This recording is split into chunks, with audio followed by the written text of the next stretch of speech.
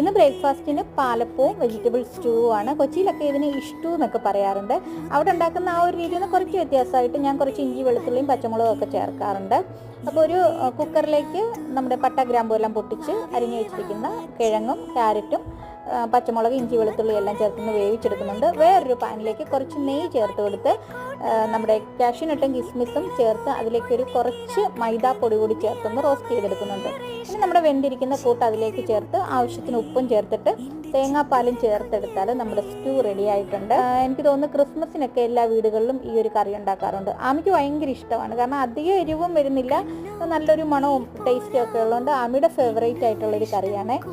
പിന്നെ നമുക്ക് ഇന്ന് പാലപ്പത്തിന് ഞാൻ തലേ ദിവസം അരിയും തേങ്ങയും ഈസ്റ്റും എല്ലാം കൂടെ കുതിർത്ത് വെച്ചിട്ട് രാവിലെ അരച്ചിട്ട് 1 മണിക്കൂർ കഴിഞ്ഞിട്ട് ഉണ്ടാക്കുന്നതാണ്. എൻ്റെ അമ്മ ഇങ്ങനെയാണ് പാലപ്പം ഉണ്ടാക്കാറുള്ളത്, തലേ ദിവസം അരച്ച് വെക്കാറില്ല.